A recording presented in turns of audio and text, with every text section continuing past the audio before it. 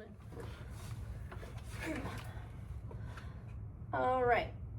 So thank you for meeting me with this afternoon. We watched the video of you teaching. So after watching the video, what skill or do you want to focus on? Adding more technology in. Okay, adding more technology. Any specific time or day? Like, are we talking ELA, math? During ELA. Okay. All right, so I've got some questions for you. The first one is, on a scale from 1 to 10, with 1 being the worst lesson, and 10 being the best, how would you rank the lesson that we videoed? A 6. Okay. Why would you give it a 6? I liked that they were working independently, but they still needed a lot of guidance. Okay. All right, cool. What pleased you about the lesson? That they were taking the time to collaborate with their classmates on what they were thinking about, because it was inferencing. So I liked that they were collaborating with what they each thought or what they were each inferencing. Okay. All right. What would you have, or what would have to change to move the lesson closer to a 10? Having less of me giving directions and more of them just knowing, hey, I need to do this to start. Like, so less reminders. Yeah, they know the first thing they need to do before they can start doing anything is they read the sidebar so they know what they're looking for. And I guess just figuring out, like, giving them something like an extension. Okay. All right. Cool. To the end. What would your students be doing differently if your class was a 10? Just working independently. Just not me having to stop every 5 seconds and reminding them to stay on task. Right, because it is February, March. Yeah. And they should know this by now. All right, so how could we measure the change that is needed for your lesson and them to become a 10? Just making sure that they're staying on task when collaborating. Are they talking about what is needed to be talking about? Are they talking about things that maybe should be a lunch or a recess topic? Okay. Just keeping them on task. All right, cool.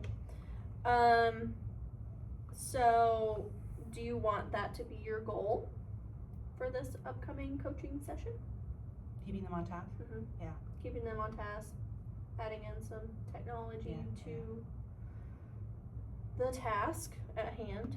All right, so if you could actually hit that goal, what would that really matter to you in a sense of, oh my gosh, they're doing really great, or just part of your everyday teaching? You say that one again. I'm sorry. If you could hit your goal, would it really matter to you? Yes. Why? Because I would feel more successful as a professional. Okay. Because then I feel like they're coming in, they know what they need to do, and that is established. Okay. All right. What teaching strategy can you use to hit your goal? What do you think would be a strategy? Keeping it consistent. That's definitely a good one.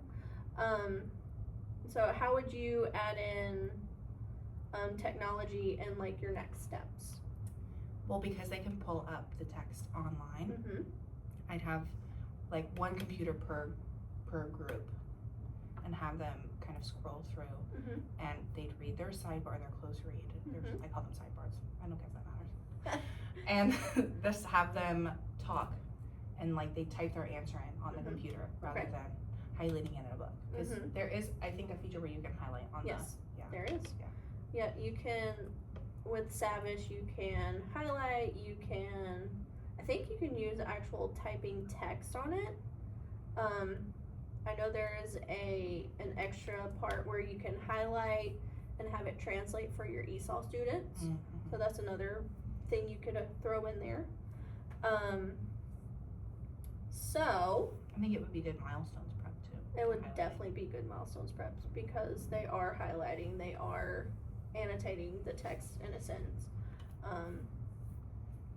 Yeah. Online. So, based on everything we just talked about, what do you want your student focused goal to be? Like a measurable goal, what do you think it could be? Like, are you wanting them essentially to use the technology, but are you wanting them to use it correctly 70% of the time? Or are you wanting them to be more engaged with it? Like, what are we trying to measure here? I want them to be able to know how to use it. Okay. So if I can pull it in and get them started on using it, Mm-hmm. and just me staying consistent with using the technology, they'll, I feel like, be more confident in what they're doing. And I like 70% because it's a passing number technically. So at least 70% of the time, hopefully more. Mm-hmm. That way, that when we get to standardized testing, like, they're comfortable using these tools on a computer. Yeah, definitely.